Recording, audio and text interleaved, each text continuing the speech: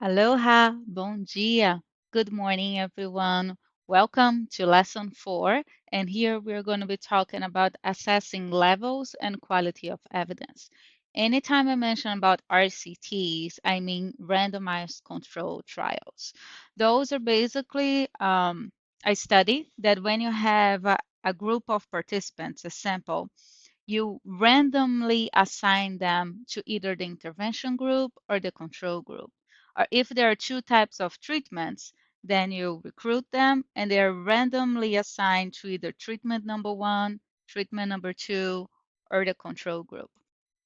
And being randomized, it means that it's chosen at random which groups they're going to go. When you have Spotify and then you click the button random and it just randomly selects which music in the list it's going to play. So it's not going to place in an order.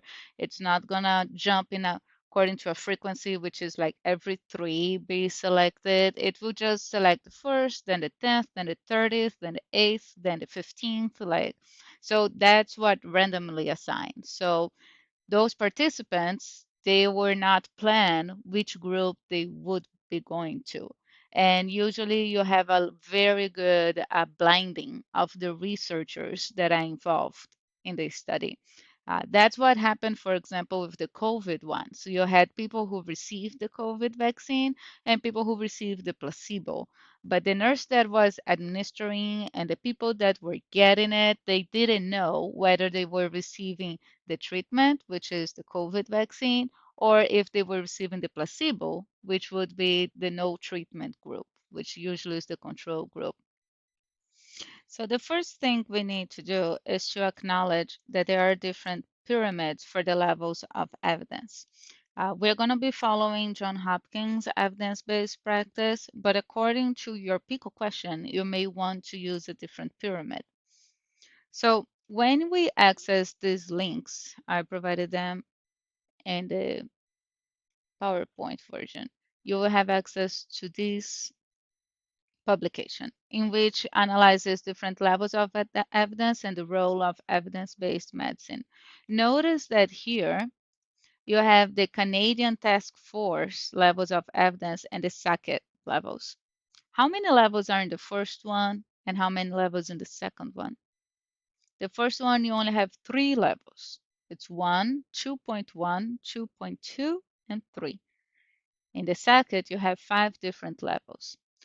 They organize their studies in a different way. Notice that for the Canadian Task Force, they include the randomized controlled trials right at level 1. And in the SACET, they split it up. If it's a large randomized controlled trial, then it's level 1. But if it's a small randomized controlled trial, then it becomes level 2. Below, you can find the American Society of Plastic Surgeons pyramid. It's also 5 levels, but they focus on prognostic studies. So what is the likelihood of the outcome of the recovery after the surgery or developing a certain types of complications after the surgery? So they're more interested in prognostic studies, and that's why they have a pyramid for that. Below, we have the Center of Evidence-Based Medicine Pyramid that focus on therapeutic studies. As you guys are going to be developing PICO questions, it's going to have an intervention. So maybe this would be a pyramid more detailed and more specific for a PICO question. Notice that they have 5 levels, but they have a subtraction of the level 1. You have 1A, 1B, 1C. So 1A are systematic reviews of randomized controlled trials. 1B is the single study of randomized controlled trial. And 1C are the all or none studies. What does that mean? It means that the person, once they receive the treatment, they got cured from the disease, for example. That's what happened with the syphilis study. Once people assigned to the penicillin group, they got cured from syphilis. They didn't have syphilis anymore. So that is called all or none study. 2A are systematic reviews, but they involve cohort studies instead of randomized controlled trials. Cohort studies is you have a specific group and you notice the outcome. And level 2B is considering one individual cohort study. So notice how systematic reviews usually stay one level above of the individual study, but it depends on the quality of the studies included in the systematic review. Now, when you go to assess the grade, which is like the quality of the evidence, then you start to have a different perspective of it because you want to have the general visualization of how is the effect of the intervention. So, for example, if you have a randomized controlled trial and at the same time other studies with lower levels, like single studies, cohort studies, prospective studies, like those that are following up, but you notice that that intervention always have an improvement outcome. So for example, administering a specific medication always decreases blood pressure. So even if it's a randomized controlled trial or a small study, you have consistent findings of how the intervention is affecting the outcome, which is decreasing the blood pressure. Then you have a strong recommendation for that. If you don't have a randomized controlled trial, but you have other types of designs of the studies that have consistent findings of the same intervention helping the outcome, then you can recommend that intervention, which would be level B. Now, if you have multiple studies, they're not randomized controlled trials, but some say that it decreases the blood pressure and others says it doesn't make any influence, then the results are inconsistent. You have people supporting the intervention and people not. Oh, studies supporting the intervention and studies not. So that would be C. And level 5 is when you have little or no systematic empirical evidence, which is basically it becomes just an alternative option of treatment.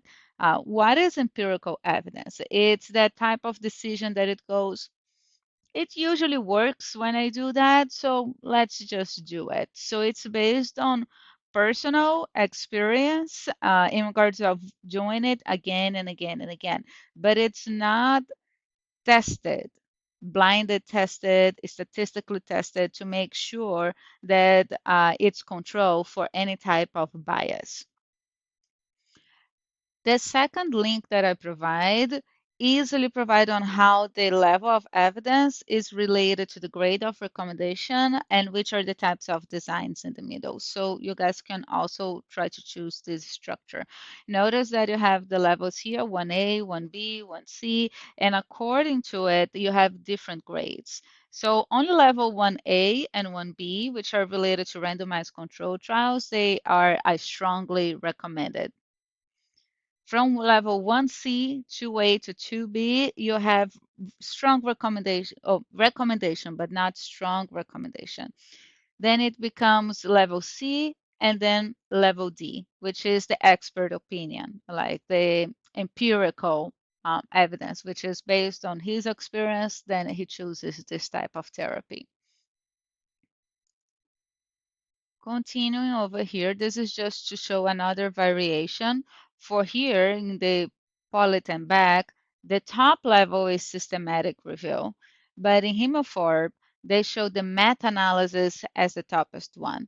We are going to see the different types of reviews in a short amount of time, so I'm going to specific explain what are the difference of these types.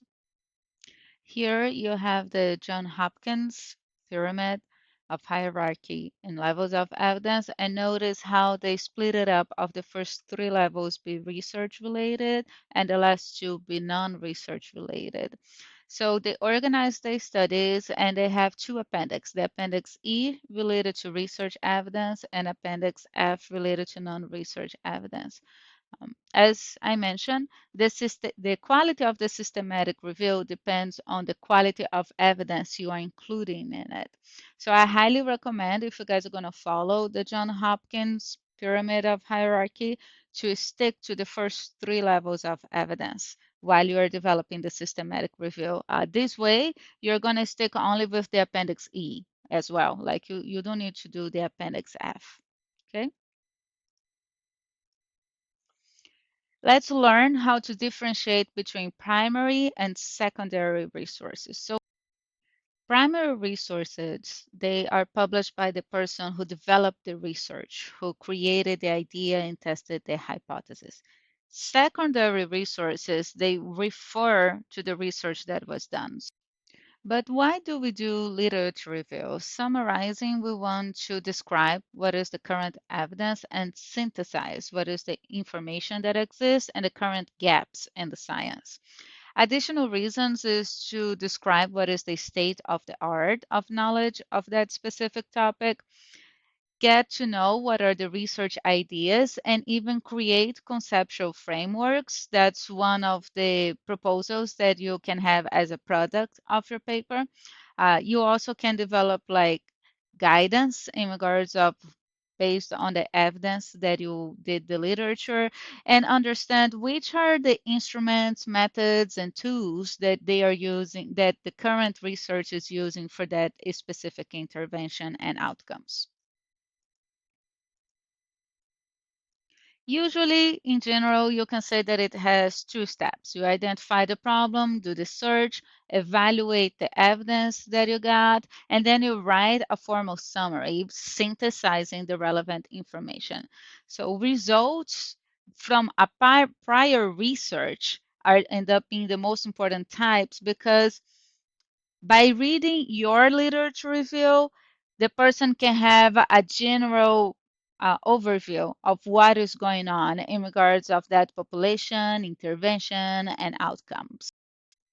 And you want to mainly consider primary research studies. When you're doing a systematic review, you want to consider actually the studies and not other reviews, unless it's a review of only randomized controlled trials. Then you may consider that. But mainly, you want to do one review from prior research studies. So that's why it's important to know to differentiate what is the primary source and the secondary source from the title. So here we have some examples of the title of primary sources. From the first one, what does it tell you that it's a primary source? Feel free to stop the video and check like what in each of the titles indicates to you that this is from a primary source. The first one, it says that it's a qualitative study. So it's an actual results from a study that was done. Qualitative studies usually are a lower level of evidence because they're not based on statistical significance of how effective a treatment is.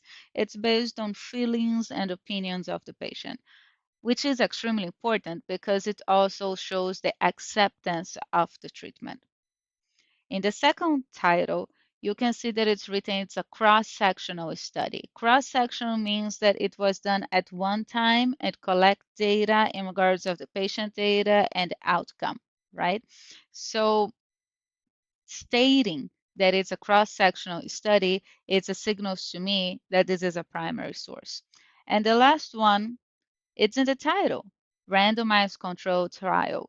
It's misspelled, the title, but it tells me what is the type of study. And then I would read to see what is the quality of the randomized controlled trial. How were the researchers really blinded to it? Secondary sources. From the title, you can tell that it's a secondary source. So for example, stop the video and check which one, what is the sign that you see that tells you that it's a secondary source.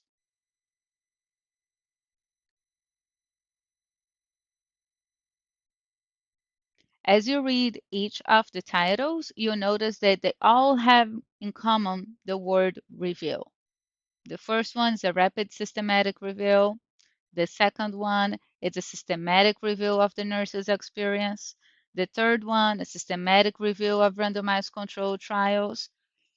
The fourth one, an integrative review. And the last one, also an integrative narrative review. So just by the word review, I know they are a secondary source. There are different types of reviews: narrative, systematic, meta-analysis, and meta-synthesis. Each one has its characteristics, but summarizing, The first one will give you just a broad summary of the topic. So somebody stopped, checked online, and is writing a narrative summary of what they saw. A systematic review, which is what you guys are going to develop, it has a defined research question and it has a system to specify what is the eligibility criteria, which studies it's going to be included or excluded, and what is the method for the data collection and analysis. So it provides ability to be replicated. Meta-analysis is when you include a quantitative synthesis of the results. So besides reading the results of randomized controlled trials and seeing how the intervention influences the outcome, if it decreases blood pressure or not, you're actually getting the numbers, the confidence interval, and calculating the odds ratio. And you come out with a new graph. So for example, here to the right, usually meta-analysis, they have this type of graph that it's called based on the odds ratio. So whatever is on the right of the graph is like supporting the intervention and the relationship with the outcome. And whatever gets a little bit more to the left of the graph, it indicates that the intervention is actually not that related to the outcome. And that's when you have plotted like multiple studies, multiple randomized controlled trials, and you see what is the tendency? Does it support the intervention to try to reduce blood pressure, or that intervention is not that effective? I talked to a statistician here at the university, and if you guys are going to be doing systematic reviews based on randomized controlled trials, she can do this calculation for you guys. So all you guys have to do is to look for the studies, do the work that you guys need to do in regards of synthesizing the findings, and she will help in regards of calculating those numbers and getting that beautiful graph for you guys. Meta-synthesis, it compiles qualitative data. So it checks multiple qualitative studies and provides a way to amplify the interpretation of the results. Now let's check about differentiating between research and non-research.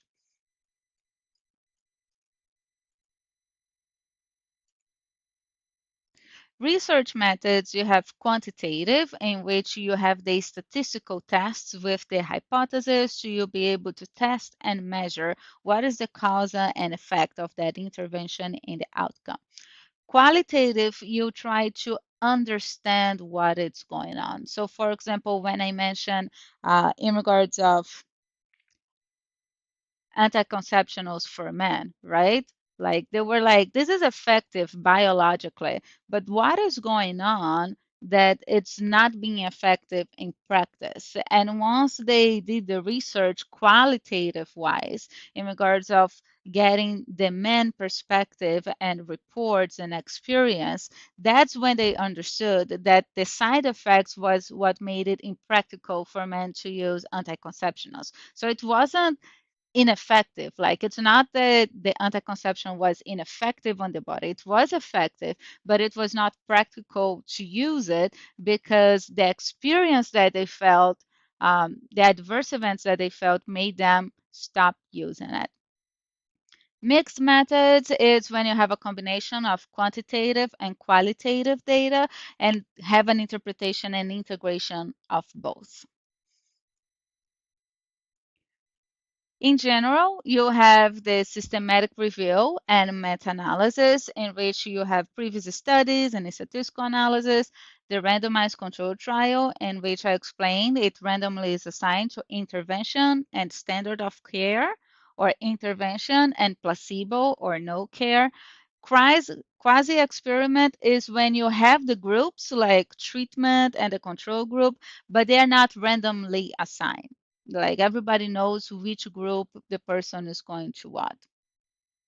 Cohort studies, it end up assessing the participants and identifying which are the risk factors. So for example, considering the glycemic index of the person, what is the tendency of the person in the future developing diabetes or not? Case control, it compares groups of people. So for example, when I'm comparing the gut microbiome content, How does it differ between preterms and terms? So I'm not doing an intervention, but I'm having a group comparison, and I have the control group, which in this case would be the terms, and I have the group that I'm trying to check if there is any change, which is the preterm. Cross-sectional survey is when in one point of time you apply a survey to identify in regards, for example, how is the acceptability of men in regards of the uh, um, um, birth control, of the use of birth control, and you do that at once upon a time, and you get the results, and you do the analysis. So that's a cross-sectional survey. It's one time, which is very different from a longitudinal survey. Longitudinal is you collect one time and then you collect it again. So you have at least 2 points of times. You also have case reports in which you have a special unique cases that provide an interesting literature to see possible ramifications that occurs in treatments. They usually occur in a small amount of individuals. So when it's a very unique special case, then usually you have case reports. How do you identify what is the type of the study? So this diagram is something that can help. Please search online as well, more information. As you see a word in the paper, Google what does that means, how to differentiate between the other methods. But this diagram provides a nice summary of how to differentiate. So first thing is, what is the aim of the study, the population, the pickle question, and then you check like how was it assessed. Is it an experimental study? Do you have a treatment and a control group? Or they're just observing? Like, so for example, I'm just observing how the preterms will develop the gut microbiome as they receive mother's milk or if they receive formula. So I'm just observing. I'm not designating which baby is going to receive one or the other. I'm just following them up and respecting what the parents want to provide to them as food, right?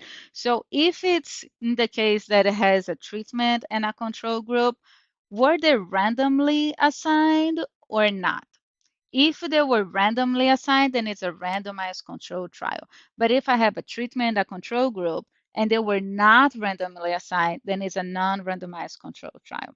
Okay, now let's go back to the babies. Remember, they grow, they were born, and then the parents are deciding whether they're getting formula or if they're being exclusively breastfed or if they're going to be mixed. And then I'm just going to follow them up. So that's an observational study. Do I have a comparison group? If I'm following only the preterms, then it's a descriptive study because I don't have a comparison group. But if I do have the term and I'm comparing preterm and term and seeing in regards of how they develop of receiving exclusive breast milk or receiving other food, then it becomes an analytical study. And how are you analyzing the direction, right?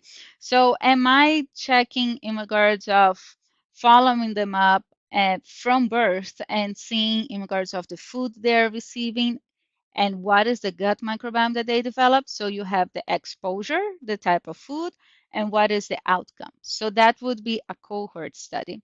But what if I'm actually looking for the babies at 6 months old? And then I'm collecting data on how they have been fed from the moment that they were born. So from the outcome, from if they are well fed or not, if they have diarrhea constantly, if they have any disease, then I'm checking the past. What has happened in the past? How was its nutrition? What was how was his health when he was born and so forth. So I have the outcome, which is a healthy baby or a sick baby, and I'm checking what was the exposure that happened prior to that. So that you have a case control study. That also can happen when you have like an outcome. So for example, children who developed autism, and then you want to detect which are the factors related to that. So you can also do that.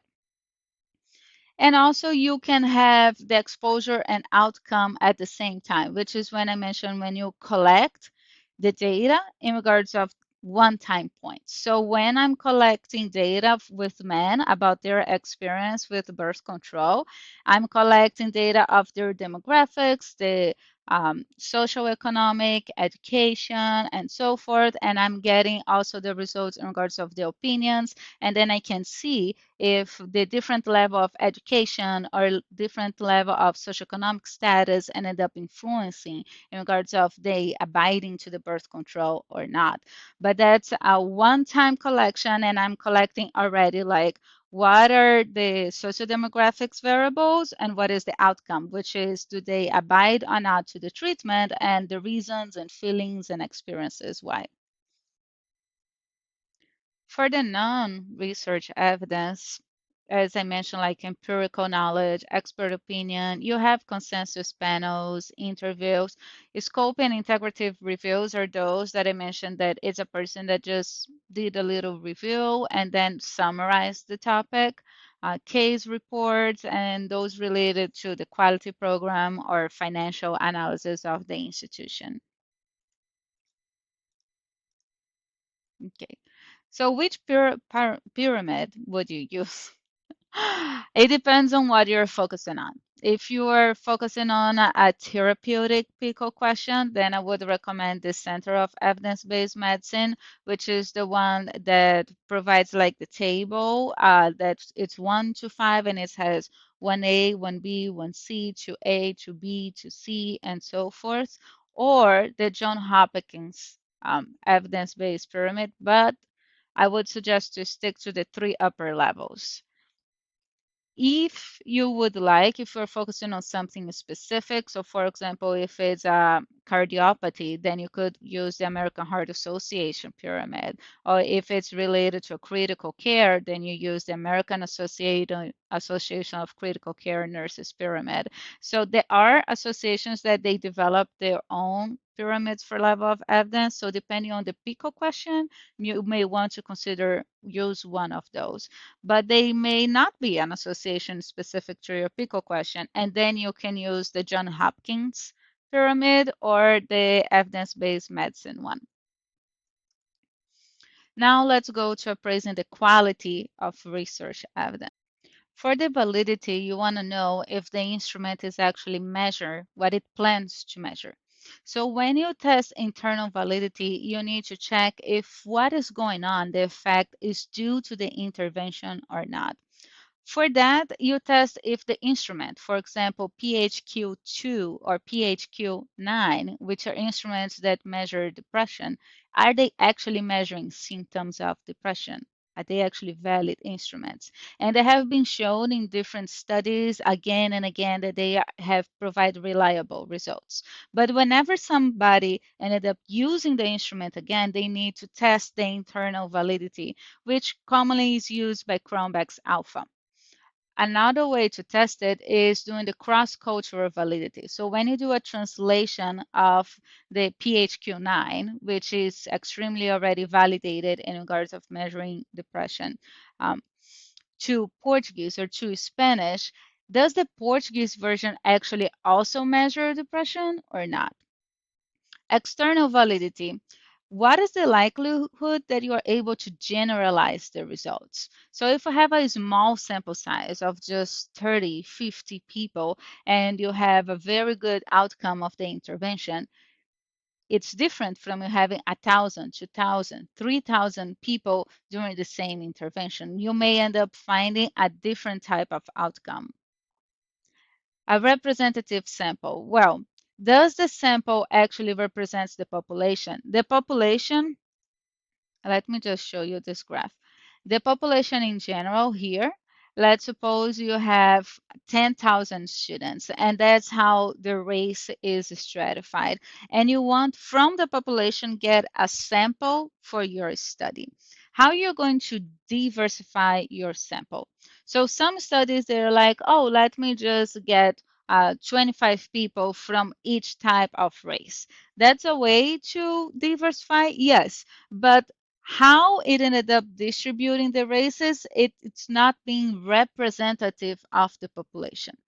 A sample that is representative of the population is when you have a statistician that will calculate and will tell you, look, considering that we have 10,000 students and 70% of them are white, if you are going to have a sample of 500 students, then you should recruit 350 white students, 75 black students, and so forth. And this way, your smaller sample of 500 people will be representative of the larger population. So even though the study is not interviewing the 10,000 people, it's considered a representative sample. Now going back to the validity, in general, experimental studies, they will have a high internal validity but low external validity. That's because they control the variables better.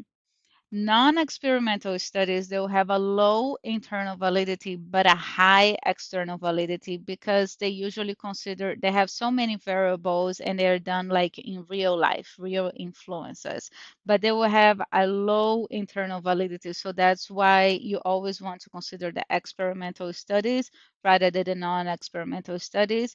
But the ideal to have an overview of how the intervention is actually affecting the outcome, you end up considering both. But you always try to push to those of the most high evidence. Now, when you are talking about research bias, you want to assess which type of bias may have happened in the study and what were the mitigation techniques that the researcher used to avoid it. For example, an investigator bias is somebody that ended up being from the same ethnicity as the research participant and ended up being nicer to that person than with the other ones. So that's something that it's avoidable if you standardize the approach to all recruitment and then you have the training of who is doing that. So that's the way that you try to avoid the investigator bias. One of the ways. The Hawthorne effect is very famous as well. This is from that famous study in which they were following the production and seeing what were the effects of different lighting, like which type of lighting would actually make the factory have more production.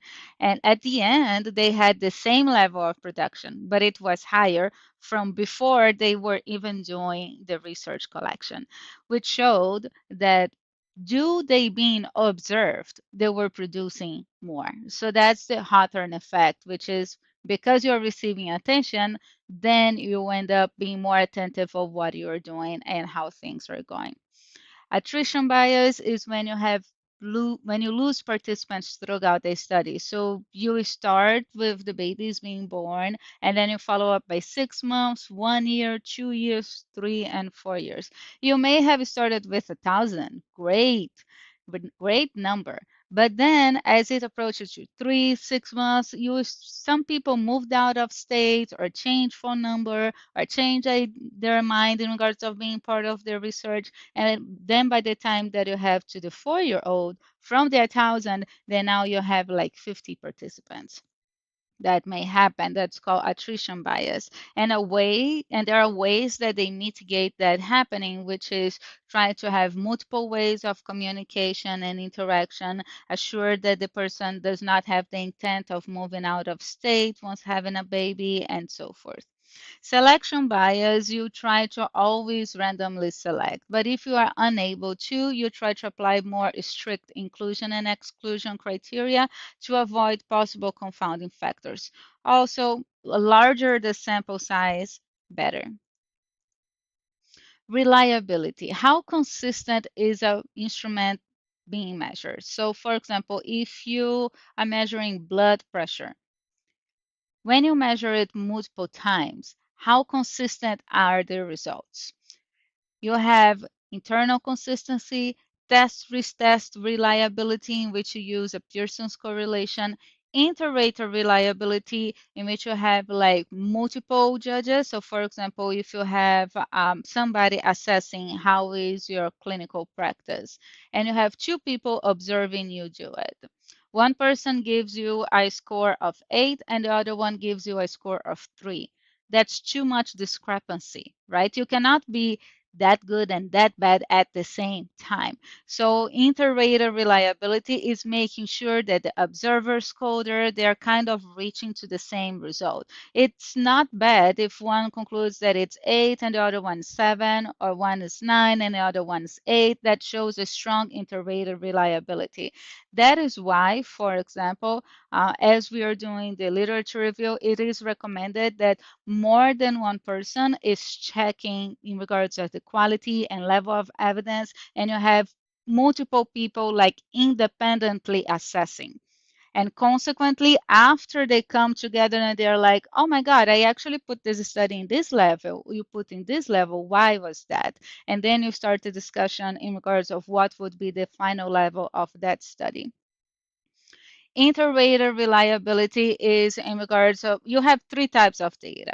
Nominal data is when you categorize. So for example, male and female, you cannot, like when you put one and two, it doesn't mean that one is higher than the other. It's just total separate categories.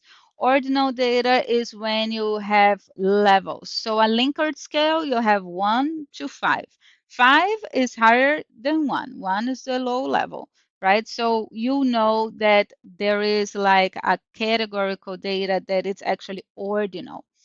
Interval data is when you actually have numeric state scales that use Arabic numbers and they have different values. So blood pressure, heart rate, they are numeric scales because you have a number to represent in regards of the biomarker.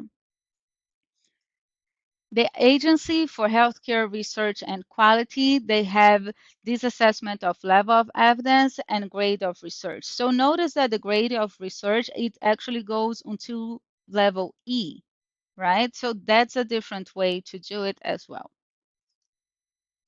The John Hopkins, as you guys fill out the appendix, you will notice that the appendix E, yes, believe it's the Appendix E, the research one. It will categorize, it will assess those research studies. And the research studies, they are the upper three levels of the John Hopkins pyramid. Remember, it was research and non-research. So the research studies, the quality guidelines for John Hopkins is just A to C, right? And that's how you would do assessment. And when you fill out the Appendix E, then you will know what is the quality guidelines. Is it an A level, B level, or C level? Same thing, like it will have the level 4 and categorize A, B, and C, and it will have the level 5 and categorize A, B, and C. So John Hopkins, it only uses from A to C. And as I recommended, I would highly suggest to stick to the top 3. Here, we also need to check in regards of what is the quality of the reporting of the study. How much information are they actually providing? Which is something that can become tricky because articles, you usually have a limited amount of pages to be able to put the information. So that's why you want to be as much complete in a smaller of space possible. Here, let me open this. I'm going to stop the video, so just at the Equator Network, which is the link that I provide in the PowerPoint, you will see that there is reporting guidelines. And to the right, this table provides the major reporting guidelines, the standardized reporting guidelines for the main types of studies. So if you are assessing randomized controlled trials, you use CONSORT. If you're assessing observational studies, use STROBE. If you're assessing systematic reviews, it's Prisma. And if you're assessing qualitative research, it would be Kodak. The reporting guidelines, it provides you the information of how much information is actually complete of the study or what it's missing.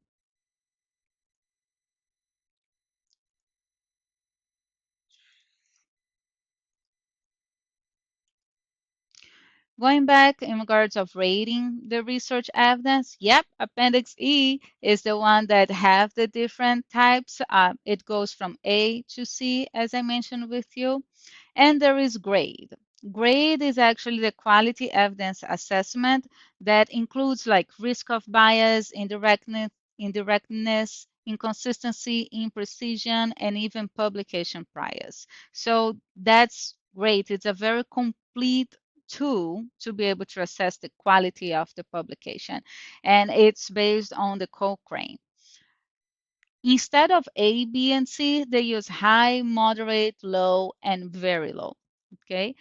Here is, for example, how does the instrument goes. You would say like, what is the design of the study? And as it goes, you ended up doing the footnotes of how serious or not is the inconsistency, indirectness, imprecision, publication bias, and so forth. And then you would conclude whether the quality of evidence is high, moderate, low, or very low.